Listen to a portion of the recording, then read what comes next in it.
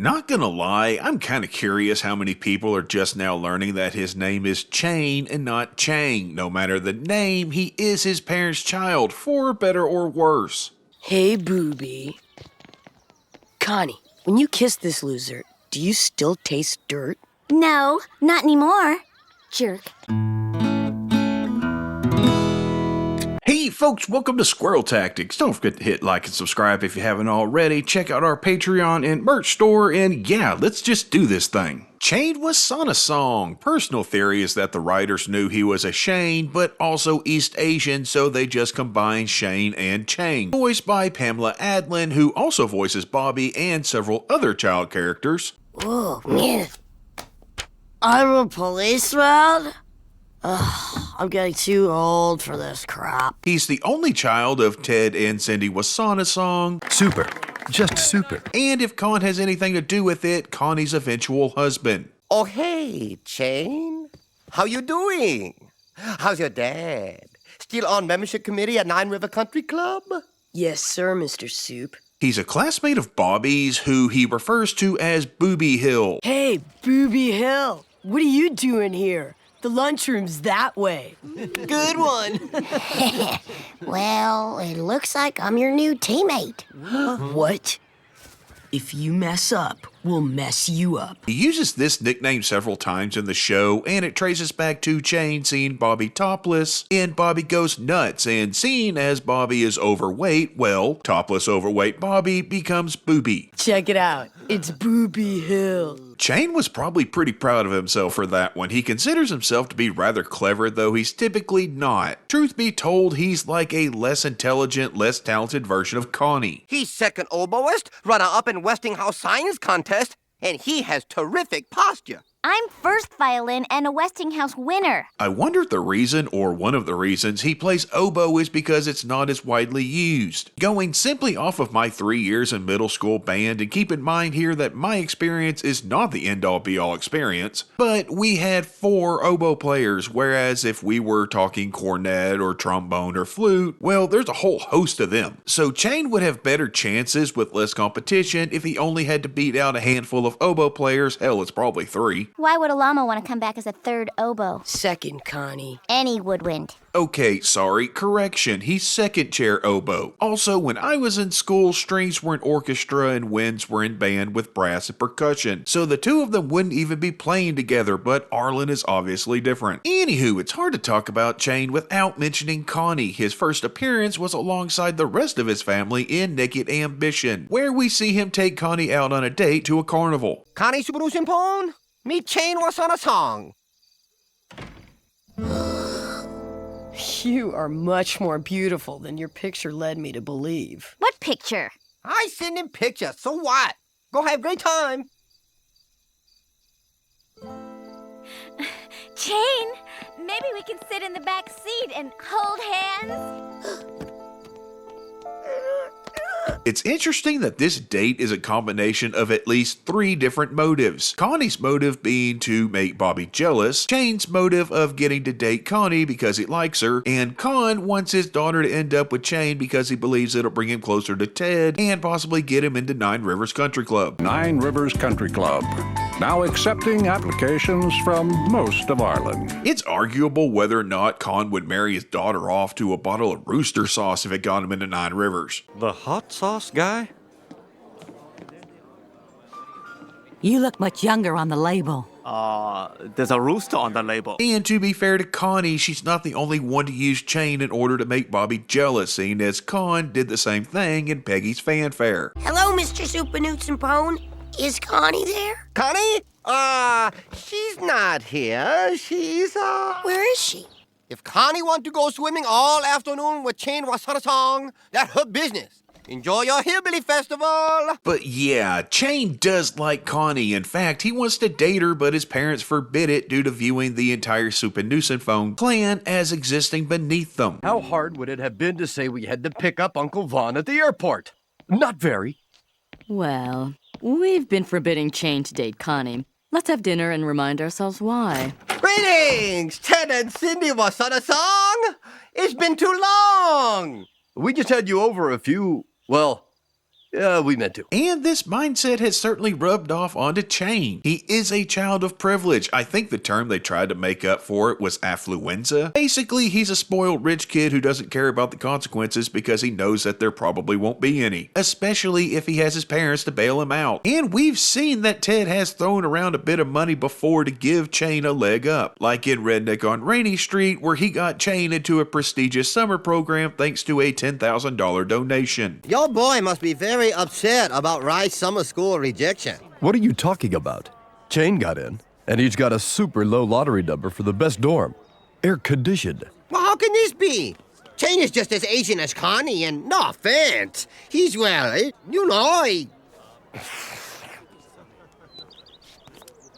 Accepted? Look, if you want Connie to get into Rice, just give them a $10,000 donation. That also gives us an idea of how Con really sees Chane, and I think he recognizes that Chane is a lesser version of Connie. Let's not forget that both of them gave Bobby a gift in order to aid him in helping their kids in Stress for Success. Bobby Hill, come on down. How much you pay for fabulous mini fridge stocked with Red Bull and Mountain Dew? Nothing. Free for you. But why? Because you're the key to getting Chane into the school of his choice, Stanford. Connie chose Harvard, and you paved the way. With new fridge, you never have to leave your room. Everything on your shoulders. By the way, if you've ever wondered what I drink while making these videos, it's this International Delights pre-made coffee, preferably the peanut butter cup flavor. That's right, I don't simply subsist off of acorns and Cabot cheese. Boy, that cheese. This is also the episode where we learned that the plan for Chane is to go to Stanford. And we didn't learn it from Ted, but rather earlier from Chane himself while chastising Bobby for getting a question wrong in quiz bowl practice. Look, Booby, I have a plan. The Chane Train starts with quiz bowl and ends at a Stanford frat with all the ladies I can handle. You're not gonna blow it for me. Another Booby Hill. I actually think Chane is especially hard on Bobby because he likes Connie but can't date her due to his parents. Yet Connie likes Bobby and Bobby gets to date her, at least for a time, even though her parents doesn't want him to, so Chane is actually jealous of Bobby. Repeat after me. Bobby Hill is not your boyfriend. Chane Wassanasong is your boyfriend. No, he's not. Hence why he's always picking on him. We're not going anywhere. We came for a pillow fight. Connie's dad took them all. Then how about just fight? Also, let's talk about the Chane Train for a second. He mentions it a few times like the previous clip, as well as in Won't You Pee My Neighbor when he's explaining why he doesn't want to be a llama. I wouldn't want to be a llama because I spit too much. Yeah, I know, different llama. That doesn't even make sense, nitwit. Shut up. You're just jealous because you weren't chosen as llama. I'm glad I'm not a llama. The Chane Train stops for the ladies. What is that supposed to mean? Llamas can't have wives. They can't even have girlfriends. Okay, yeah, something tells me that the Chane Train only offers round-trip service between Lonelyville and Sausage Town. Super. Those Wassanasongs do certainly love their trains though, both literal and figurative, though apparently Chane isn't as much into model trains as he is either stuffed animals or koala-related paraphernalia. Hell, maybe he just collects stuffed koalas. What matters is he gives a stuffed version of one of those drunk razor-clawed chlamydia-ridden Aussie monkeys to Connie on their quote-unquote date. Did he win that for you at the carnival? No, Chane collects them, but, otherwise, he's the man of my dreams, and I'm going to marry him. Chane, interestingly, has been used a few times as a plot device. The first example being in Won't You Pee My Neighbor, where he and Connie are both to be tested to find out if either of them is the reincarnation of a llama, which he actually seems pretty confident about. Good luck trying to be a llama. You don't have to try to be a llama. You either are or you aren't. And I am. And it's because of Chane fixing to get to pick an object before Connie gets a chance. Okay, son. You the llama. You the llama. That leads to Bobby accidentally passing the test in an attempt to cause a distraction. I'll stall him. Hey, Chane, bust a move with me.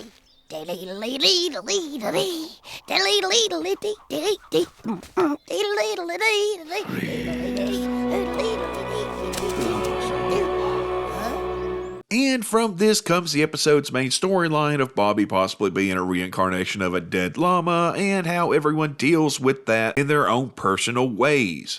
My child is an honor student at Westview Elementary.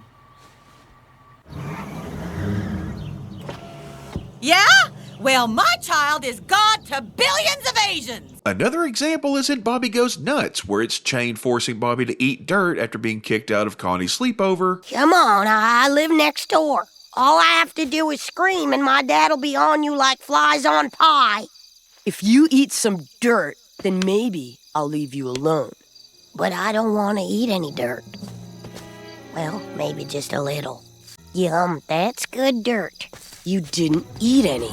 Dad! It should be noted that Con, ever the Wassanasong suck-up, makes Bobby climb out of Connie's window, whereas Chane and his friends got to use the front door. Yet another attempt for Con to get in good with Ted, though part of me is surprised that Con didn't just go ahead and let Chane stay.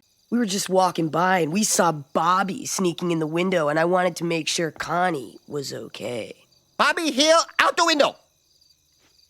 Chane, you and your friends may use the door. The dirt eating event led to Bobby taking a self-defense course at the local YMCA, which ends up being a women's self-defense class where he learned the most destructive and underhanded attack that Bobby has ever known. That's my purse. Don't be afraid to shout it. That's my purse! Try it again. That's my purse! I don't know you! And it makes total sense that Chane would be the first victim of Bobby's multi-day kicking spree. Don't smart mouth me, Hill.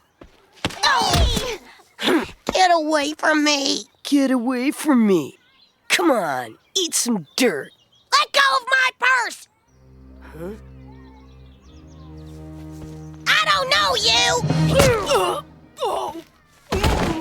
Who's next? That ultimately culminated in Bobby trying to make certain that he has no siblings, neurourethra or not. You left yourself open, Dad.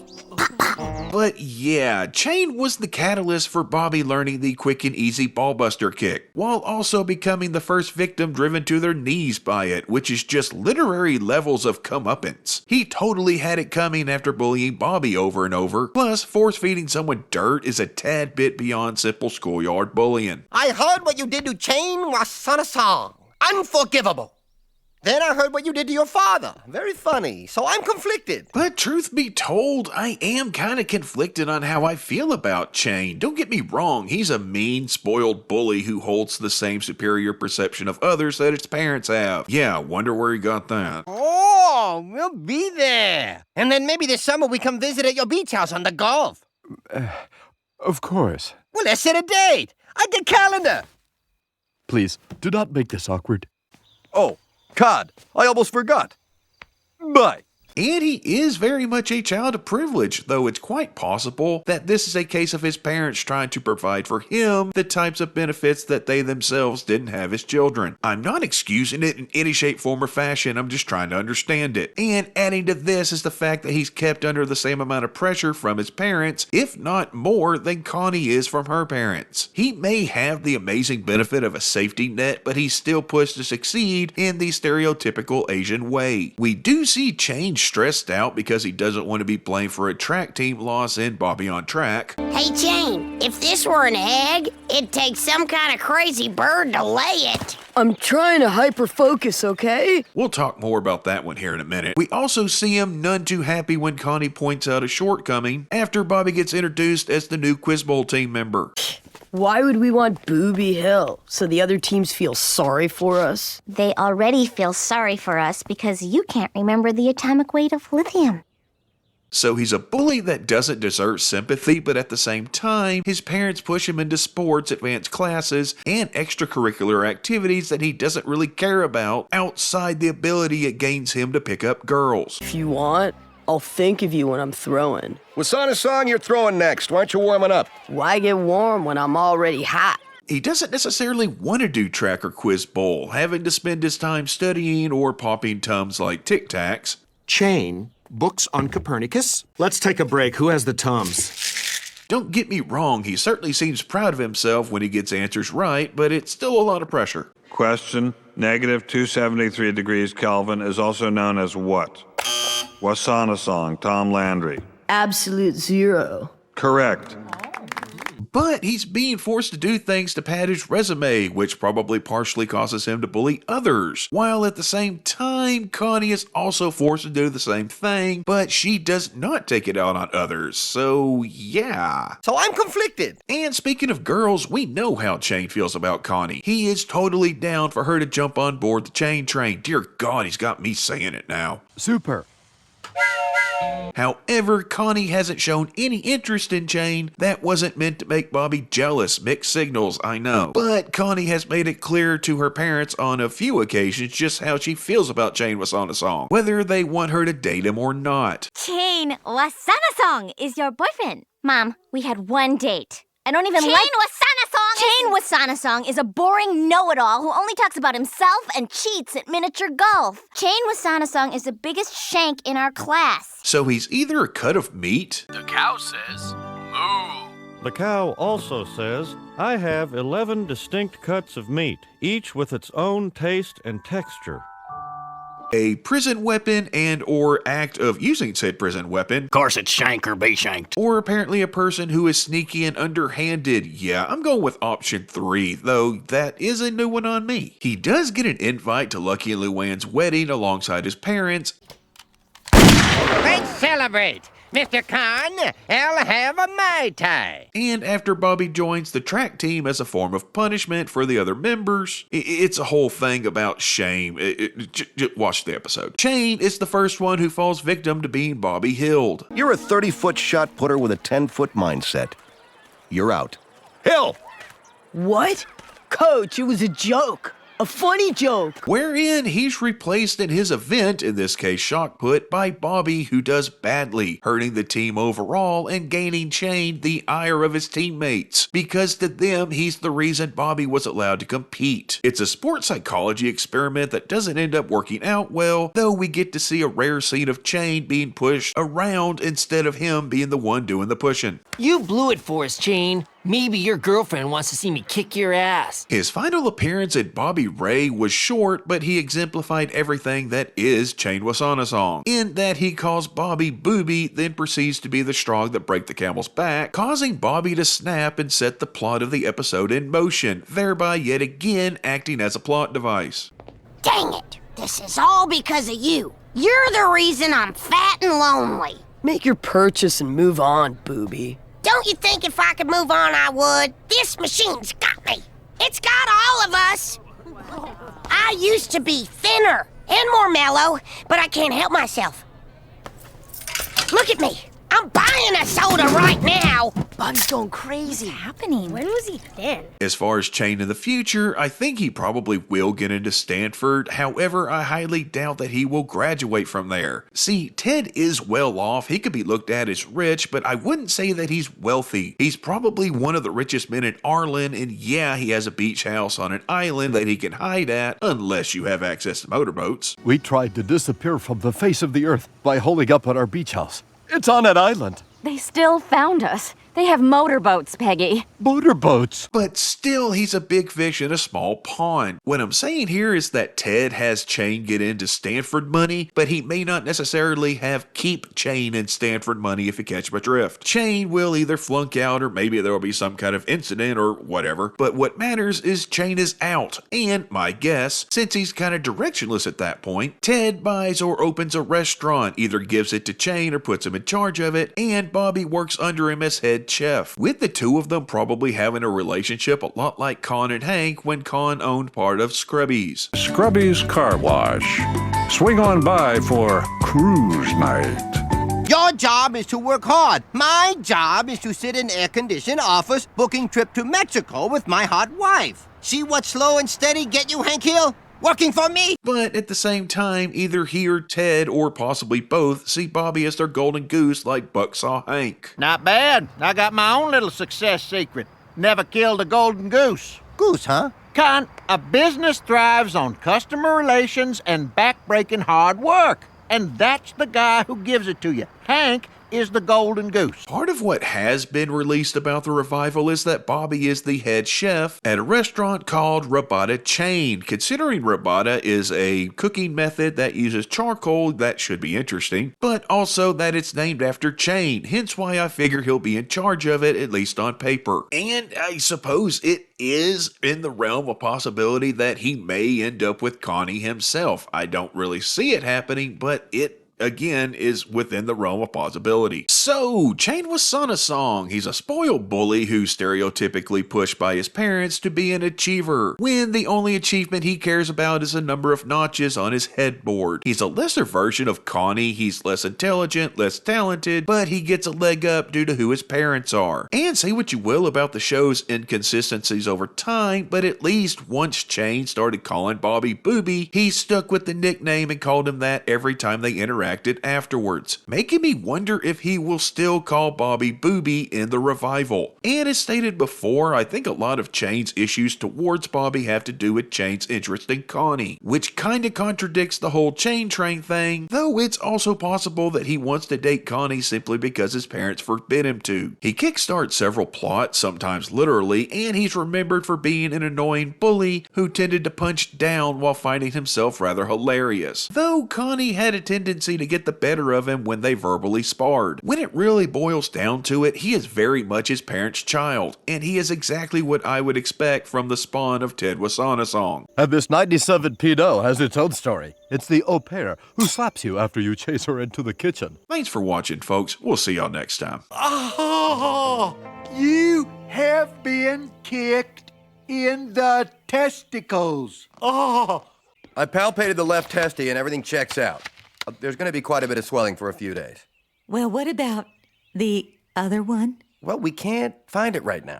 Oh. No need to panic, though. I'm sure it's there. It'll probably make an appearance when the swelling goes down. Man, you just don't lie still, man. You don't try to move, man, because you don't keep over them nuts, man. Let them testicle on there. Don't move, man.